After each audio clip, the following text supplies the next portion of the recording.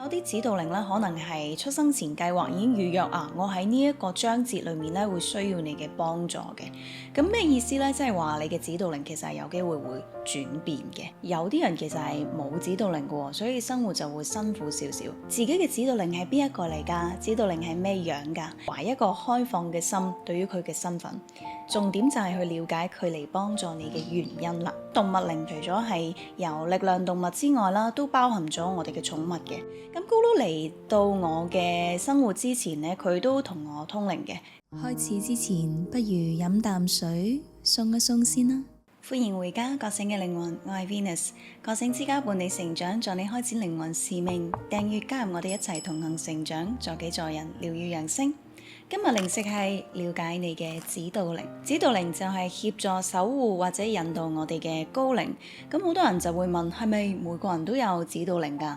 咁我相信咧兩派嘅講法嘅，有啲人就話每個人都有指導靈㗎，有一派就話有啲人其實係冇指導靈嘅，所以生活就會辛苦少少。咁點解我同意兩派嘅講法呢？因為我首先相信咧宇宙裡面咧其實係有無盡嘅可能性嘅。咁首先我講咗點解每個人都有指導靈先啦。我相信咧每個指導靈咧其實都係有佢嘅個性啦、佢嘅價值觀啦同埋佢嘅使命喺度嘅。咁點解指導靈咧會嚟到去引導你啦、守護你啦？一方面可能佢本身已經係你靈魂家族裡面嘅長老啊，或者老師啊，或者係已經照顧咗你好耐、引導咗你好耐嘅一個靈魂啦。二嚟就係咧佢同你今生想去發展、想去體驗嘅嘢咧有一個共鳴，或者係有一個經驗，所以佢想喺高維度嘅層次去提供幫助俾你啦，俾一啲經驗，俾一啲安慰啦，俾一啲愛你嘅。咁所以咧，我哋同指導靈之間嘅關係咧，其實有少少似係我哋日常咧會識某個朋友或者揀某個導師嘅，就係我哋會揀價值觀相似啦，我哋嘅方向係相同或者相關嘅。咁有啲指導靈咧，可能係出生前計劃已經預約我喺呢一個章節裏面咧會需要你嘅幫助嘅。咁咩意思咧？即係話你嘅指導靈其實係有機會會轉變嘅，隨住你嘅成長啦，有機會你喺讀書時期係需要知識上面嘅幫助嘅，咁你嘅指導靈可能就喺呢一方面，例如喺數學方面會比較叻少少，科學嘅知識比較叻少少，可能就係一啲星際嘅傳友喺理性思維方面咧可以幫到你啦。咁你嚟到大個之後覺醒咯，又想去增長你嘅靈性智慧喎。咁可能你嘅指導靈就會換咗係大天使咁樣，所以其實你嘅指導靈咧會隨住你嘅人生計劃而有所轉變嘅。所以你嘅指導靈除咗預約制之外咧，其實亦都有一啲咧附加制嘅，即係話你喺自由意志之下選擇咗同你本身靈魂計劃唔同嘅人生方向咧，其實你係可以咧去轉換一個指導靈嘅。你嘅高我咧會睇住你嘅，佢見到你選擇咗唔同嘅方向喎，咪幫你安排一啲新嘅指導靈咯。咁如果你本身已經係靈媒療癒師或者係一啲阿卡西解讀者塔羅師咁樣，你本身同高維度已經有一個連結啦，咁你咪主動地去 request 一個新嘅指導靈去引領你新嘅呢一個方向咯。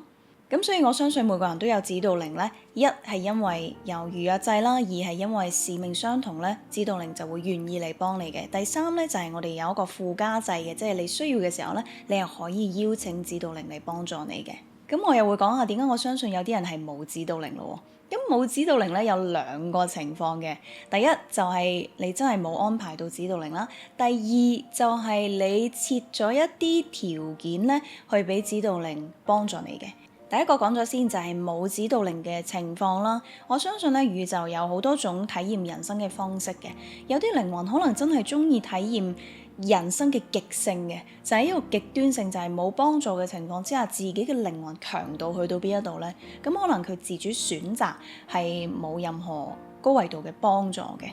咁第二種咧就係你設咗一個條件俾指導靈，就話我一定要咧努力到底，直到我筋疲力盡為止咧，我先會想你幫助我嘅。咁有啲靈魂係真係咁 tough 嘅一個個性啦。咁我通靈嘅經驗裏面咧，都聽過唔少次就係話，我知道你中意探險同埋自己探索，所以我唔會直接講答案俾你知嘅。佢唔講答案俾你知咧，其實先係順手諾言，同埋係真正對你靈魂嘅幫助。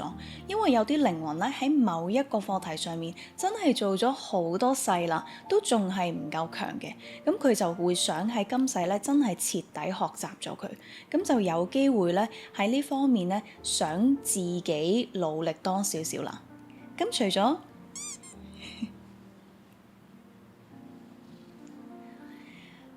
咗好多人問自己有冇指導靈之外咧，都好多人問自己嘅指導靈係邊一個嚟㗎？指導靈係咩樣㗎？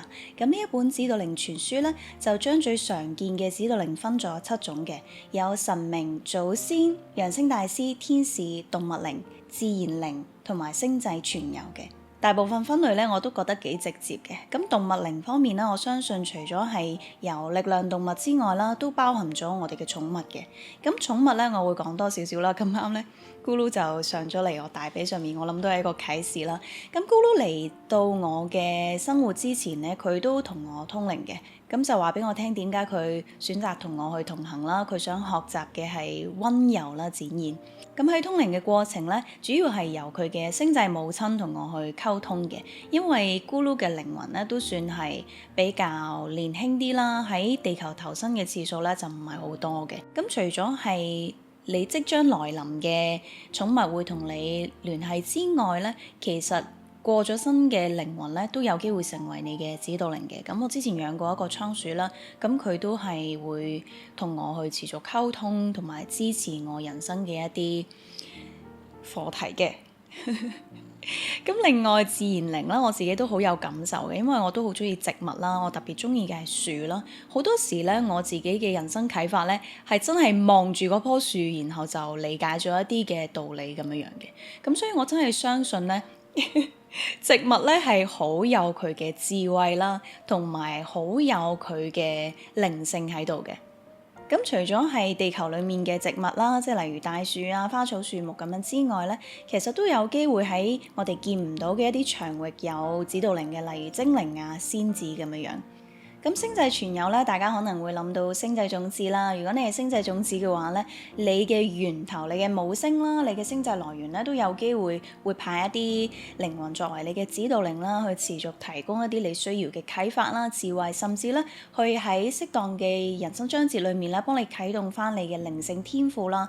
例如我自己咧，同昴宿星嘅關係咧非常之密切嘅，咁所以有時咧我都會通靈一啲昴宿星嘅智慧啊，同埋佢哋嘅一啲教導去分享俾大家啦。除咗呢一本指導靈全書提及嘅7大常見指導靈之外咧，我自己嘅通靈經驗裏面咧都見過一啲比較常見嘅靈魂咧，係作為一個指導嘅功能喺高維度裏面提供一啲信息嘅。咁第一種咧就係雙生火焰嘅高我，或者係靈魂伴侶嘅高我。咁我喺接收嘅通靈 case 裏面咧，都有啲係想問啊，對方係咪我嘅雙生火焰啊，或者係靈魂伴侶咧？咁對方嘅雙生火焰或者係靈魂伴侶嘅高我咧，都會係出現並且傳遞一段説話俾佢嘅。咁第二種比較特別嘅咧，我就稱為星際母親。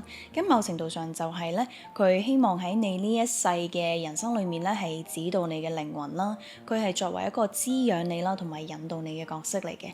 咁啱先就分享咗咕嚕嘅靈魂咧，係有一位嘅星際母親啦。咁喺話俾我知佢今生同我合作嘅原因係咩嘅時候咧，主要都係由佢嘅星際母親去同我溝通嘅。咁仲有第三種我見過好多次嘅咧，就係叫做靈魂老師啦。咁通常我會見到靈魂老師咧，就係因為咧呢一個靈魂嚟到地球咧係為咗修練某啲嘢嘅，特別係心嘅修練啦、靈性嘅修行。咁通常有靈魂老師嘅靈魂咧，佢呢一生都係比較靈性嘅。第四種我定義為星球意識啦。咁大家可能聽過地球母親蓋啊，咁你可以去連結翻地球母親啦，去得到一啲接地嘅信息啦，或者係去問一啲你此生嚟到地球係想點樣樣去幫助地球母親嘅咧。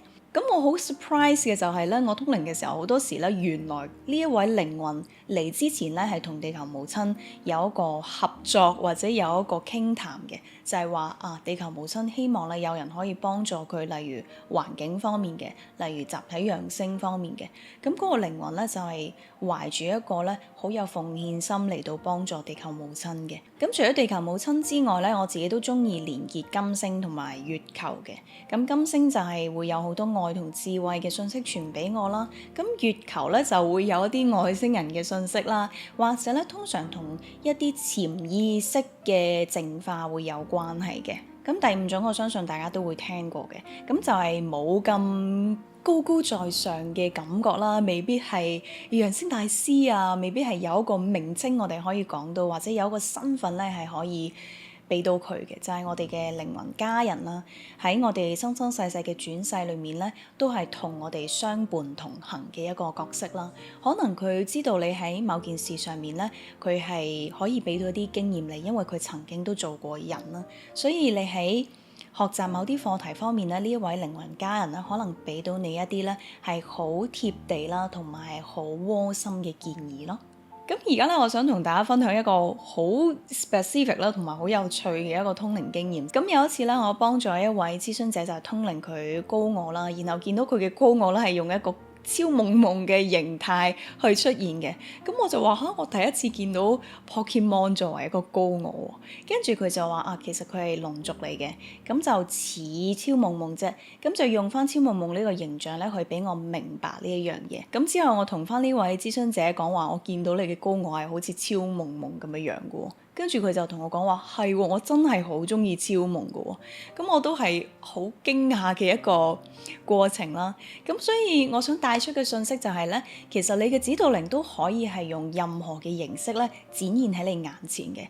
咁通常有一啲一開始唔係好靈性嘅朋友啦，或者係佢本身係貼地到爆啦，好實務嘅一個人，可能佢甚至唔相信靈性嘅。咁指導靈團隊會點樣幫助佢，讓佢更加容易去接收信息呢？就係化身為佢信任嘅一個角色形態嘅。所以當有人問我咧，其實佢嘅指導靈係邊個嚟㗎？咩樣嘅時候咧，我都會希望大家咧唔好用一個身份去定義你嘅指導靈，有機會你嘅指導靈咧，其實係化身嗰個形態俾你去相信佢嘅存在，同埋方便咧佢去引導你嘅啫。第二就係咧，我相信每一個指導靈啦，佢會喺高維度嘅意識層次咧，即係代表其實佢係可以轉換佢嘅形態啦，佢亦都可以選擇成為一個有形或者無形嘅存在嘅。亦都相信咧，指導靈其實係有多重身份嘅，因為佢唔係困喺我哋呢一個二元意識裡面啦。咁其實佢係未必有一個肉身啦，或者有一個定義咗嘅身份嘅。咁所以我哋去問自己嘅指導靈係邊個嘅時候，點解你嚟幫助我啊？咁你要問嘅嘢咧，可以參考呢一本書嘅建議嘅，無需分類你嘅指導靈，讓指導靈自行告訴你佢係邊一個啦，點解幫助你啦。咁大家喺連結指導靈嘅時候咧，好重要嘅就係咧，明白佢嚟幫助你嘅意圖係啲咩啦。其實佢嘅身份係邊一個咧，我自己覺得唔係最重要嘅。用一個好現實嘅例子去舉例，假設小明咧濕疹咗大半年啦，睇咗醫生好幾次啦，都冇乜用啦。點知咧問佢嘅姑姐，佢就話你飲西芹汁1個月啦，點知佢嘅濕疹咧真係緩和咗好多啦。咁有時候咧，唔係專家或者某個身份咧就能夠俾到最貼切嘅建議我哋嘅。咁所以當你喺問指導靈係邊個嘅時候咧，會唔會係因為你想知道佢某個身份、某個定義，先至相信佢可以喺呢一方面幫助你呢？咁如果佢唔係嗰個身份，你又會唔會因此唔相信佢呢？咁所以喺揾指導靈嘅時候，你問佢係邊個呢？要保持一個開放嘅心態。佢有機會係你唔認識嘅名稱啦，可能係佢嘅靈魂名字嚟嘅。我哋嘅地球語言未必能夠咧去表達佢嘅名稱嘅。咁所以懷一個開放嘅心，對於佢嘅身份，重點就係去了解佢嚟幫助你嘅原因啦。連結你嘅指導靈係一個好個人嘅體驗嚟嘅，所以保持一個開放嘅心態，允許指導靈話俾你聽佢係邊一個，並且佢想如何地幫助你。時常保持對高維度嘅信念，就可以增強你同指導靈嘅連結噶啦。咁問得指導靈係邊個呢？相信都係一啲覺醒寶寶仍然未能夠連結我哋嘅指導靈啦。咁呢度呢，我就會回應如何連結你嘅指導靈啦。點解連結指導靈嘅流程咁簡單，我就係接收唔到信息嘅呢？或者係冇任何嘅感覺，一片空白。要連結指導靈啦，學識展露你嘅脆弱呢，就係嗰個關鍵啦。我會唔會連結咗靈體㗎？答案係有機會嘅，但係都唔使太慌張。佢通常講嘢呢，一針見血嘅，佢唔會不斷去扯你。有機會就係我哋嘅小我呢，扮做指導靈嘅聲音。咁呢一段影片就嚟到呢一度啦，希望可以令到你同指導靈嘅距離更加靠近啦。如果你鍾意呢段影片，記得讚好同埋分享俾你嘅朋友。咁我哋下次再傾過啦，送俾你好多愛同埋平和。拜拜。咁星際傳友咧，大家可能會冷靜啲，冷靜啲，冷靜啲，你冷靜啲先，你冷靜啲先。呵呵。做咩咁激動啊？講緊你啊？唔講你啦，好冇？